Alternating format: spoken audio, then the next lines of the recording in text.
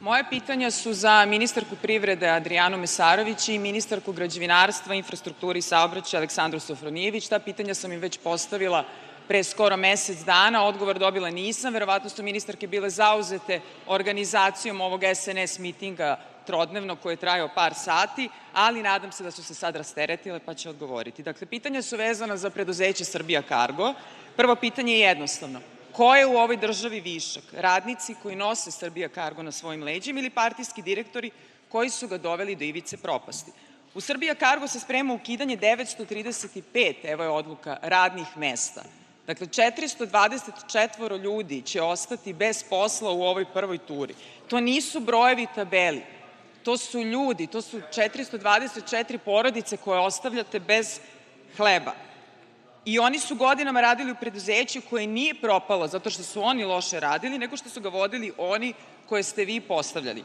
Imam pitanje i da li je tačno da preduzeće Srbija Kargo plaća zakup stana u Beogradu na vodi za v.d. direktora Đukića ili za bilo koga iz rukovodstva u visini od 130.000 dinara mesečno? Ukoliko ne mogu ministarke da pronađu taj ugovor, ja ću im rado dati i broj ugovora. Dakle, dok za zaposlene spremate otkaze, dotle za rukovodstvo luksuzan stan u Beogradu na vodi, za rukovodstvo pogled na reku, za zaposlene pogled na biro za zapošljavanje. To je slika vaše vlasti. Sledeće pitanje je koliko je novca ukupno potrošeno na reprezentaciju, ručkove i restorane v.d. direktora Srbija Kargo u 2025. i 2026. godini. Da li je tačno da je samo u aprilu 2026. godine v.d. direktor bio 15 puta u jednom istom restoranu u Beogradu na vodi? 15 puta u aprilu koji ima 20 radnih dana. Čovek je svaki dan izgleda bio u restoranu. Ovde je takođe jedan račun na firmu u iznosu od 67.000 dinara iz jednog restorana, pa vi ste i vaši direktori prevazišli i Šojića s onim, ne slušam ja ovo zbog sebe, nego zbog preduzeća, 67.000 dinara za jedan ručak, dok radnicima saopštavate da za njih nema plate i sigurnosti, za vaše direktore ima Rebarca na kajmaku, pohovani Kačkavalj, Lav pivo, Pelinkovac, Manastirka, Kovilj, Viljamovka, Dunja, Kajsija itd.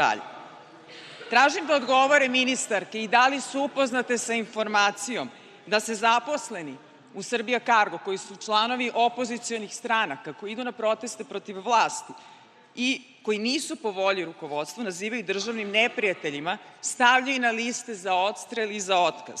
Da li znate da se od zaposlenih traže da potpisuju ovaj papir, da skupljaju kapilarne glasove, da budu deo Vučićevog tima? I ko će za to da odgovara u preduzeću? Da li će ministarke da provere ove navode? I sada dolazimo do ključnog pitanja odgovornosti.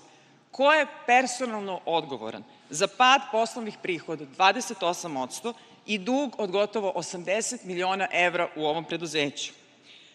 Takođe, pitamo i zašto je potpisan aneks ugovora za korišćenje 150 vagona koji se naplaćuje 5,5 evra dnevno umesto 11,5 evra, koliko je predviđeno komercijalnom politikom preduzeća?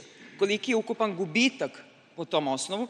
Da li je tačno Srbija Kargo samo po tom osnovu gubi oko 900 evra dnevno i da bi se racionalizacijom samo tog jednog ugovora moglo sačuvati najmanje 30 radnih mesta?